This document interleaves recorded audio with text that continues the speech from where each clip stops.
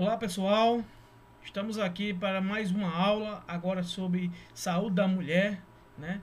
Estamos aí falando sobre o período gestacional, essa é a nossa segunda aula e nessa aula nós iremos aprendermos muitas coisas importantes.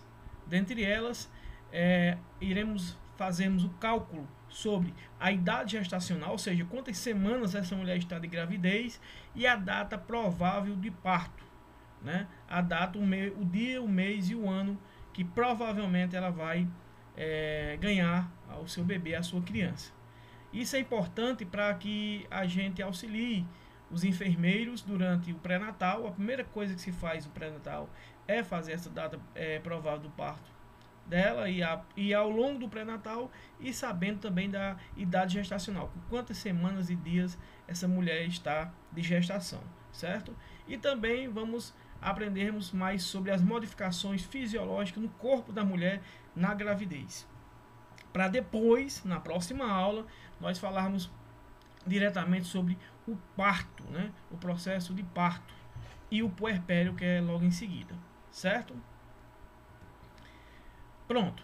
Vamos estabelecer agora, vamos aprender a calcular a data provável do parto, DPP. Existem duas regras, né? Tudo vai partir, minha gente, da data da última menstruação, do primeiro dia da última menstruação da mulher. Portanto, se o mês da menstruação dela for entre janeiro e março, janeiro, fevereiro ou março, é uma regra.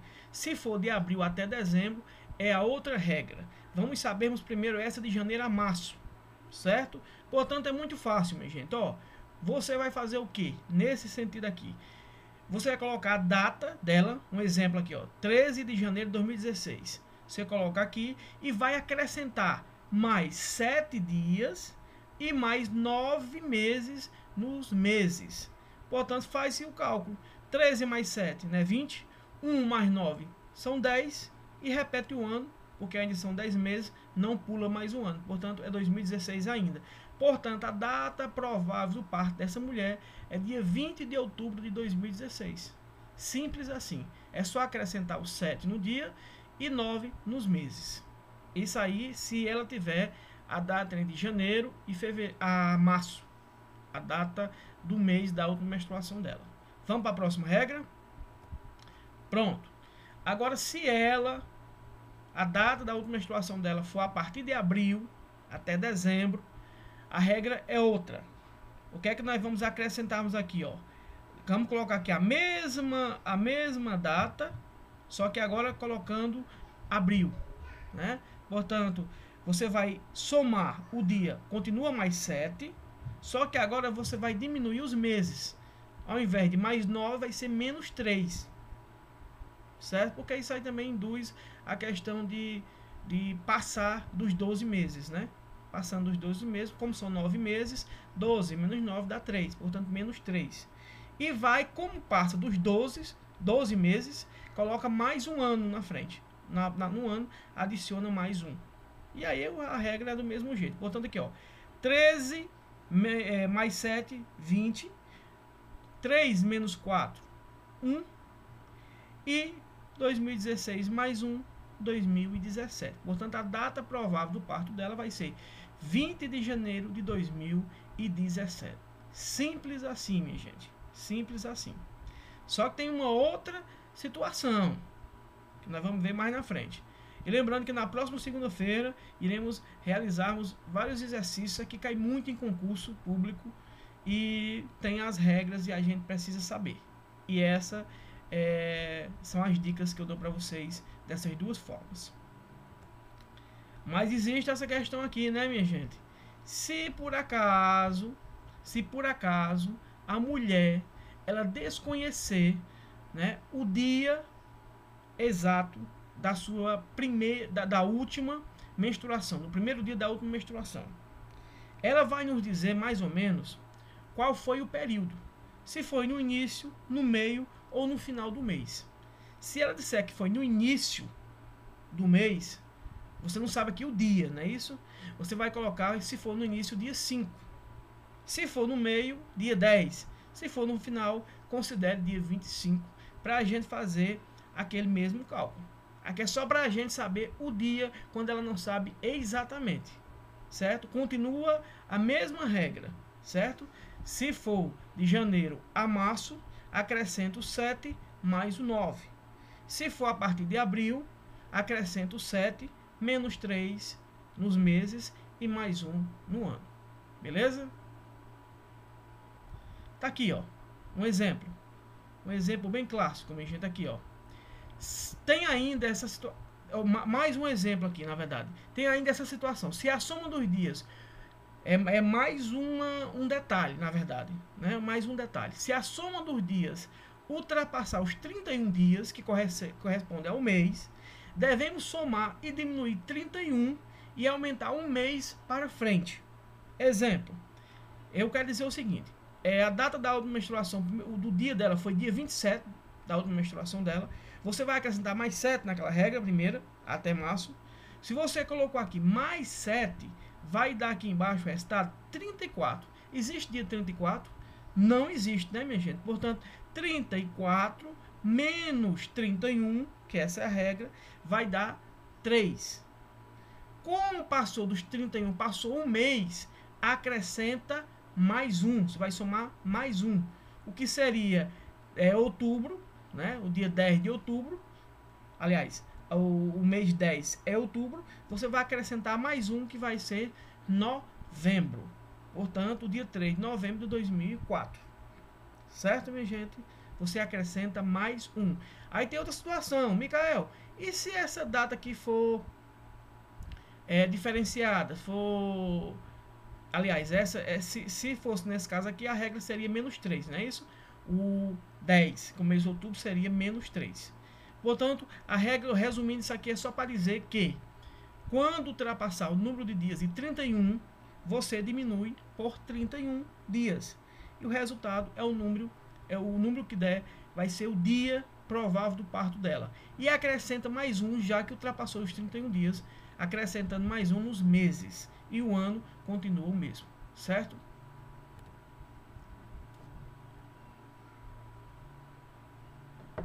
Minha gente, essa daí foi a data provável do parto. Agora, para a gente sabermos de verdade qual é a semana e os dias de gestação dessa mulher, como saber? Também existe, né, duas regras importantíssimas, né? Uma é a das mais fáceis possível, porque quando você conhece a DUM dela, tudo fica mais fácil. O que é que você vai precisar saber? Da DUM, a data da última menstruação, o primeiro dia da última menstruação dela, portanto, dia 1º de janeiro de 2018. Só que, e saber qual o dia da consulta que ela está, o dia atual que ela está naquele momento, certo? O que é que nós vamos fazer? Tem que ter um calendário, porque nós vamos contar o número de dias daquele mês, certo? Esse exemplo aqui, se dia 1º de janeiro de 2018 e ela vier a consulta dia 22 de março, eu preciso saber os dias de janeiro, de fevereiro e os dias até a consulta dela. Portanto, se a consulta é dia 22 de março, nós iremos somar 22 dias, que é o dia que ela está atualmente. Beleza? Portanto, nós vimos no calendário que em 2018 de janeiro foi 31 dias, fevereiro foram 28 dias e, nesse caso aqui, março, dia 22 de março que ela chegou, são 22 dias, certo? Você soma, faz uma soma. Eu vou colocar aqui o exemplo aqui na página seguinte, minha gente. Aqui, ó. Eu escrevi aqui e coloquei para vocês. Você vai somar 31 mais 28 mais 22, vai estar 81. E vai dividir 81 por 7. Por que 7? Uma semana são 7 dias. Portanto, você faz aqui o cálculo bem simples, ó. 81. Você colocou 7 aqui, ó. 7 menos 8, 1. Coloca 1 aqui, mais 1, 7, né? 7 menos 11 vai dar 4. Não é isso? Portanto, se quisesse ir direto, né, também poderia ir fazer o cálculo direto, que daria 77, né? Aqui só sobraria os 4 do mesmo jeito, o 11 lá. Portanto, resumindo, o resultado da divisão foi 11, esse resultado sempre vai ser o número de semanas. Portanto, 11 é a quantidade de semanas que ela está atualmente. E o resto, né, o que sobra, minha gente, aqui são os dias. O resto sempre vai ser os dias. Portanto, ela tem 11 semanas e 4 dias. Portanto, é simples assim também. Quando se sabe a DUM, fica muito mais fácil. Você vai pegar a DUM dela, vai somar os dias correspondentes aos meses do dia da consulta, anteriores à consulta dela. No caso aí, se ela veio o dia 22 de março, você vai somar janeiro, fevereiro e março. Janeiro foi 31 dias, fevereiro 28 e março 22, que é o dia da consulta atual. Soma e divide por 7. O resultado da divisão são as semanas e o resto que sobrar são os dias. Portanto, 11 semanas e 4 dias. Também iremos fazer exercício na próxima semana. Beleza? Micael, quando a gente não conhece a DUM, dá para fazer a idade gestacional?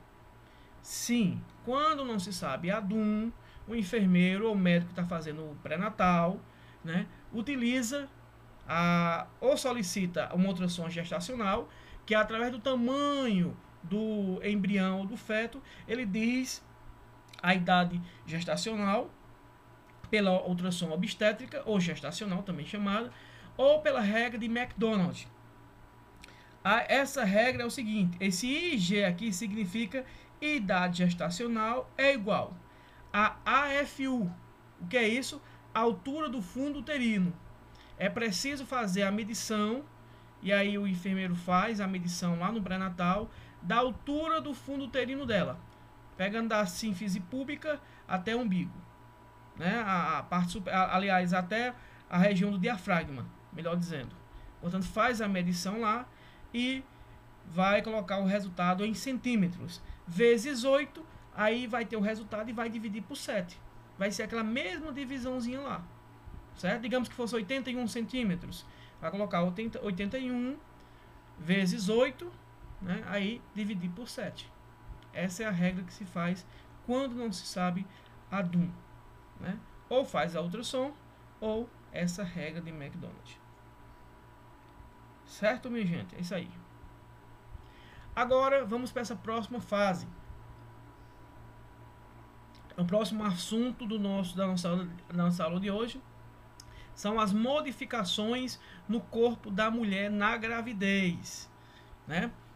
Vocês sabem que a partir do momento que ela está em um processo gestacional, até completar os 9 meses, que ela ganha essa criança, que tem um parto, uma série de mudanças fisiológicas acontecem no corpo da mulher.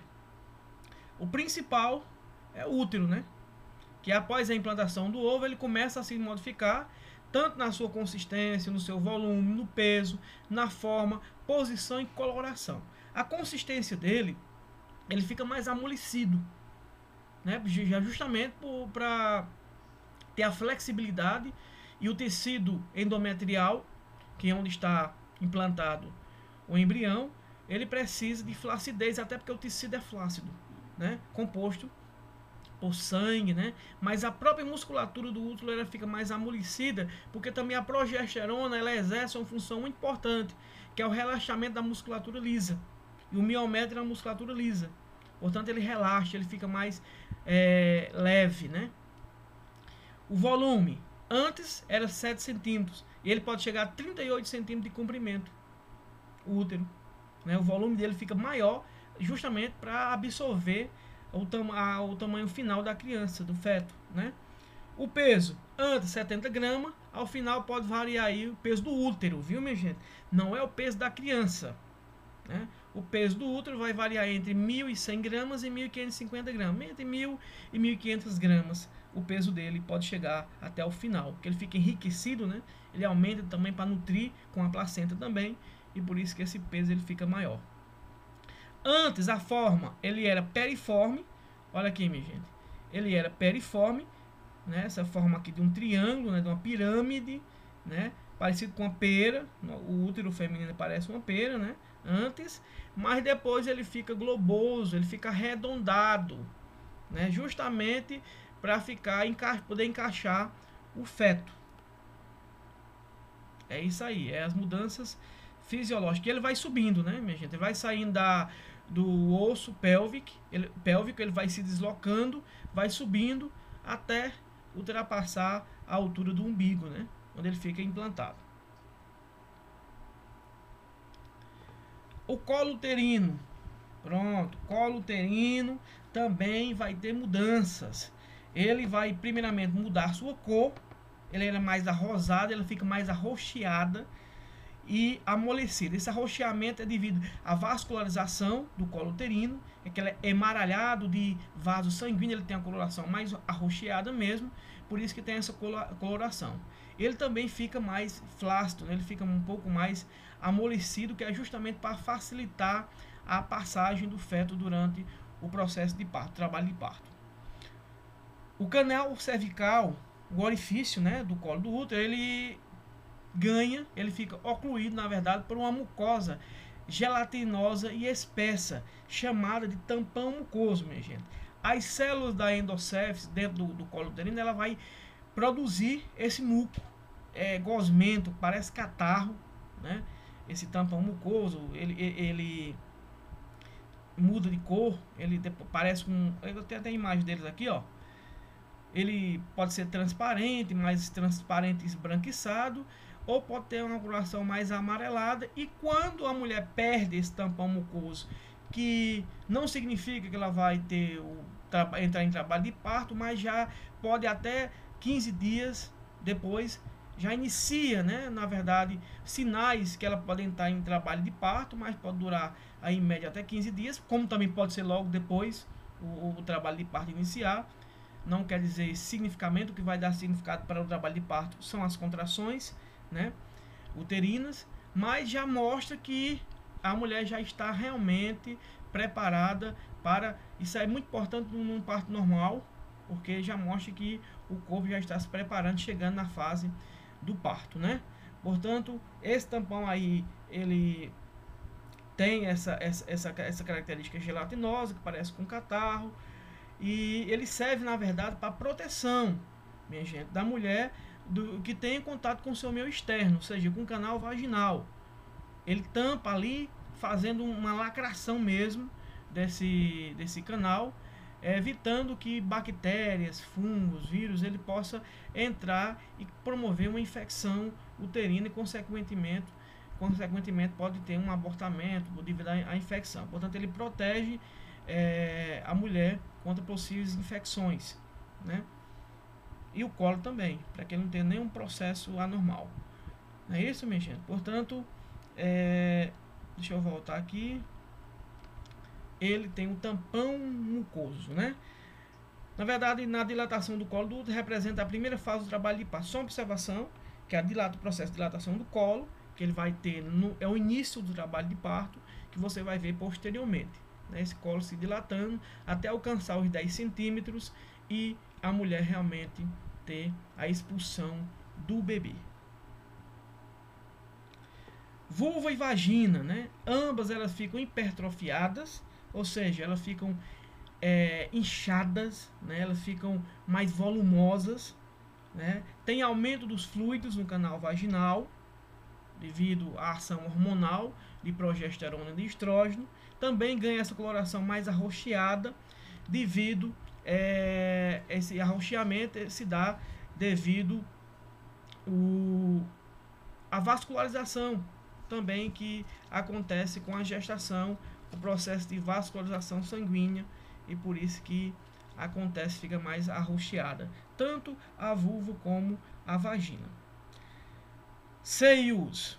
Claro, né, vocês já sabem que os seios eles sofrem ação de dois hormônios, que é a prolactina, primeiramente, que vai preparar, vai fazer com que essas glândulas aqui, essas glândulas mamárias, parece uns algodõezinhos aqui embaralhados de células, né, que produz o leite, passa pelos seus ductos, né, até chegar no mamilo e a criança possa fazer a sua ingesta. Portanto, essas glândulas, elas aumentam de tamanho, por isso que os seios ficam endurecidos, né, bastante inchados, podemos dizer assim, eles aumentam o seu volume, porque as glândulas vão aumentando para produzir o leite materno. E aí também vai ter uns sinais que vão aparecer na mama, que também são sinais que indicam a gestação, que é o primeiro deles aqui, ó, tubérculos, né, de Montgomery. Esses tubérculos aqui, o que é que eles fazem, minha gente? Esses tubérculos de Montgomery, eles fazem o quê? Eles dão essa coloração acinzentada, né? Na verdade, esses pigmentos, eles são mais evidentes nesses tubérculos. É uns pequenos glândulazinhas. Eu não sei se eu coloquei uma imagem, não tá aqui, não foi salva a imagem, mas não é essa parte amarronzada. Essa parte amarronzada é o sinal de Hunter. Essa parte amarronzada. Esses pigmentos, esses pequenos pigmentos aqui são os tubérculos. Tá vendo os amarelados aqui, ó? Uns pequenos poros, digamos assim, que eles promovem a secreção são glândulas sebáceas, né? Esse sebo ele vai lubrificar todo esse mamilo, essa areola, para que facilite até a pega da criança e também promova hidratação, a areola e o mamilo, né? Portanto, ele é muito importante para esse processo de lubrificação. E também ele libera um odorzinho, né, um cheirinho, que estimula o apetite do bebê, né? Já realmente essas glândulas, né, de Hunter, essas glândulas aqui, essa pigmentação amarronzada é esse sinal, né, de Hunter, que é essa parte amarronzada. E também, né, tem a rede de Henle. A rede de Henle ela não está aqui visível, mas dá para ver as veias, né, mais visíveis na mama, por devido à sua maior circulação sanguínea, que também faz parte do processo de produção do leite, né? A prolactina também está em grande quantidade, passando pela circulação sanguínea, e aumenta essa circulação venosa na pele da mama, né? A rede de Haller, certo? Heller, também chamado, esses nomes em inglês eu não gosto muito, mas eles fazem parte.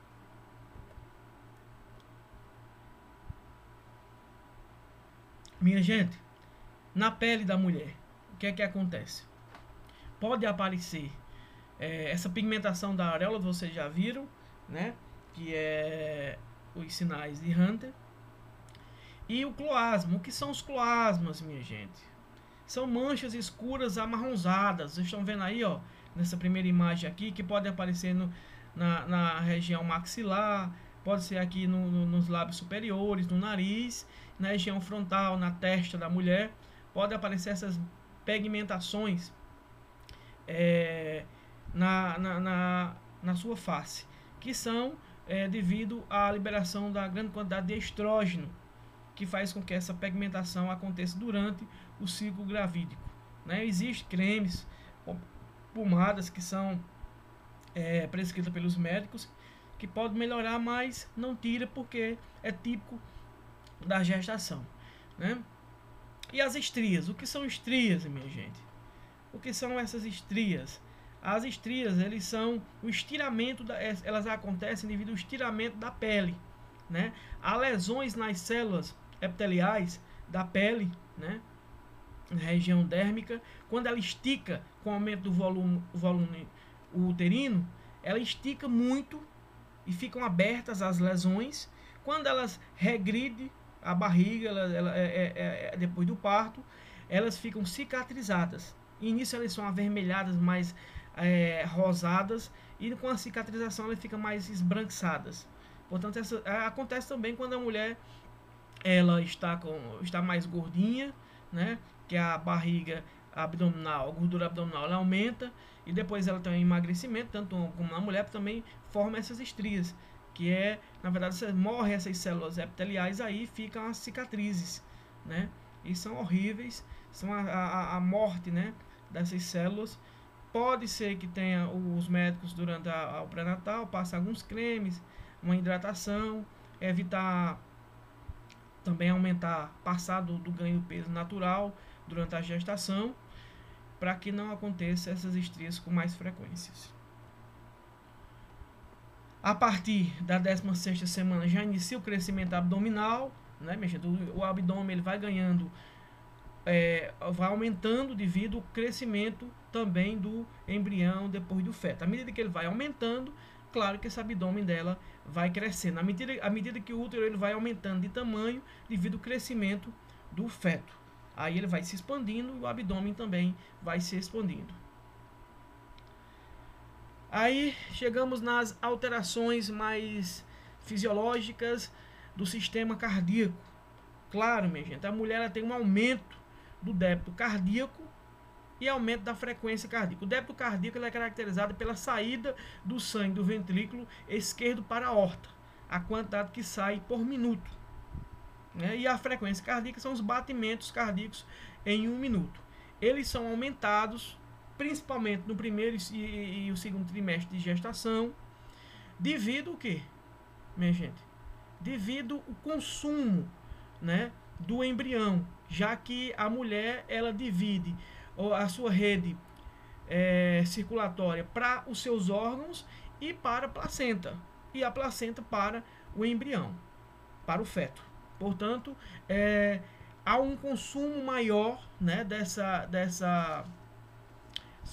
desse consumo sanguíneo devido esse aporte maior circulatório que precisa a mulher dar, aumenta em torno de 40 a 50% também do volume sanguíneo, né? Já também esse volume sanguíneo ele é aumentado devido os rins trabalharem mais, porque eles retêm líquido, até porque ela vai perder também bastante sangue, uma quantidade significativa de sangue durante o parto, e também o consumo do feto, não é isso? Portanto, há esse aumento do débito cardíaco e da frequência cardíaca. Agora, Micael, como é que o débito cardíaco aumenta e a frequência cardíaca aumenta, minha gente? Consequentemente, a pressão sanguínea era para aumentar, mas não, ela faz diminuir. Sabe por que ela diminui, minha gente? Porque, como eu falei para vocês, a progesterona, ela vai fazer o quê? Ela vai relaxar, ela vai vasodilatar o interior dos vasos das artérias, né? Porque ela tem um efeito relaxante na musculatura lisa. E os vasos têm musculatura lisa. O que é que acontece? Os vasos eles vão ficar o quê? Aumentando o seu tamanho. Eles vão se dilatarem. Se os vasos dilatam, o sangue passa com menos força dentro das suas artérias, né? Eles passam com menos força aqui dentro. Se está apertado, se o espaço está pequeno, ele vai passar com dificuldade e vai precisar passar com mais força. E aí, você sabe que a pressão arterial, ela é a força com que o sangue passa dentro das artérias. Portanto, se ela passa com menos dificuldade, né, na vasodilatação, consequentemente essa pressão ela vai diminuir, mesmo sabendo que o corpo dela precisa de mais circulação, de mais sangue, certo? Portanto, vai ter uma vasodilatação e a pressão pode diminuir. Essa imagem aqui mostra, minha gente, também um risco de compressão da veia cava inferior. Essa imagem aqui, lateralizada, aqui é a veia cava inferior, que leva sangue para os membros inferiores. Aqui é o útero, né, já distendido, já no crescimento, a partir aí do 5º mês, né, ele já está bastante crescido, né. E o que é que vai acontecer? À medida que vai passando, aumentando a partir do 5º mês, da 20ª semana, o útero ele vai comprimindo, né, essa veia cava. E no que ela comprime essa veia cava, a mulher pode ter, né, síncope, desmaio, né, uma dificuldade de preenchimento, de circulação dos membros inferiores.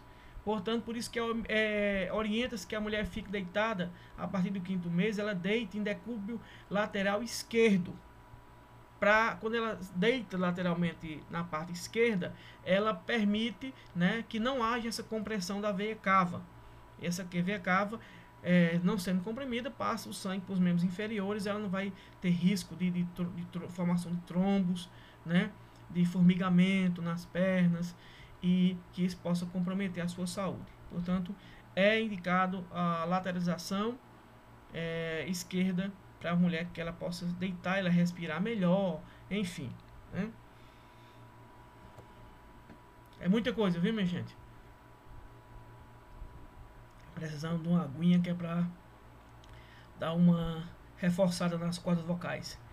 E temos aqui os pulmões. O que é que muda com o sistema respiratório, né? Ela chega a respirar cerca de 30 a 40% a mais do que antes da gestação, devido o suporte de oxigênio ser maior.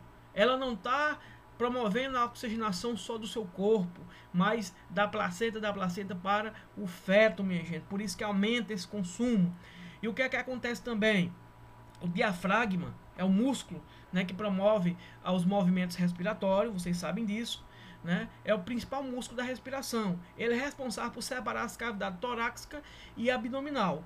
À medida que o útero ele vai aumentando, o que é que ele vai fazendo? Ele vai apertando esse diafragma, ele vai diminuindo os seus espasmos, né? A sua dilatação. E por isso que ela respira mais, ela cansa com mais facilidade. Tem até essa imagenzinha aqui dessa coitada aqui cansada, porque aumenta essa diminuição do espaço, faz com que ela respire com mais dificuldade devido a apertar o diafragma, né? Por isso que ela respira um pouco mais.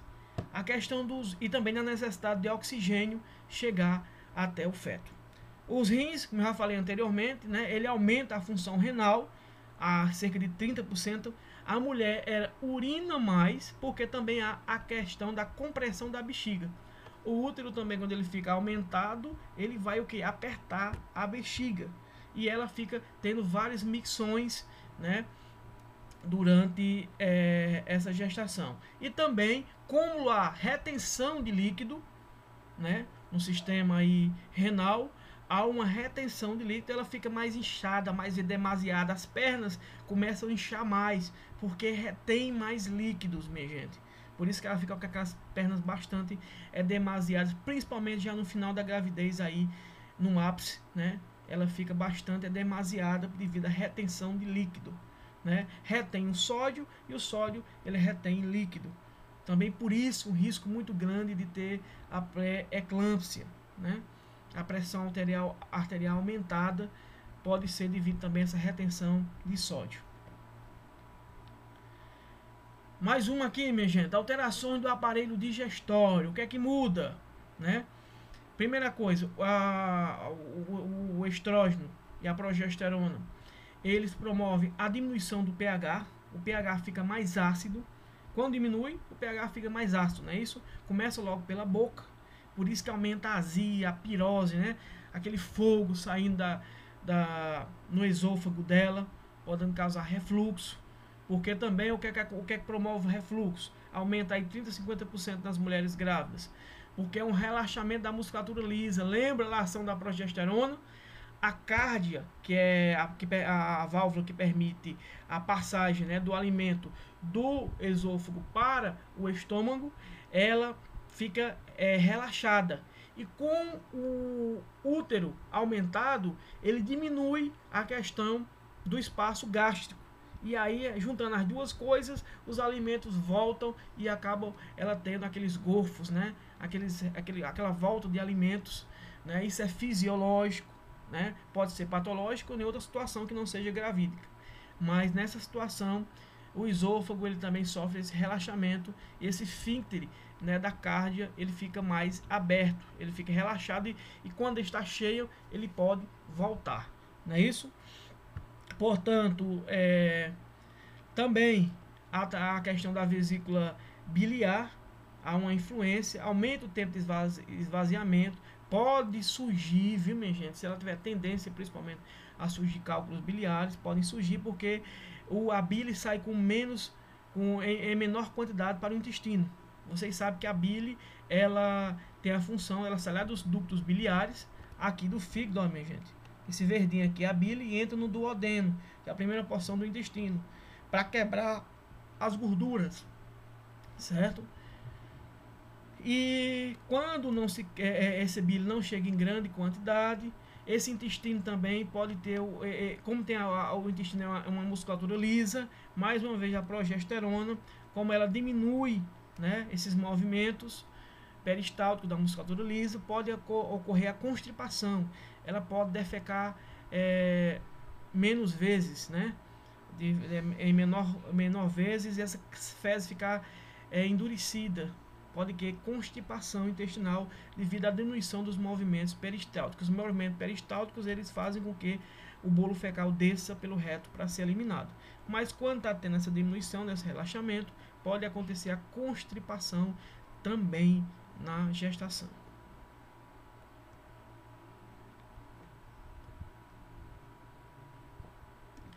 É importante vocês saberem, meu gente, eu falei da questão da circulação, há um consumo maior de ferro, da ferritina, pela criança.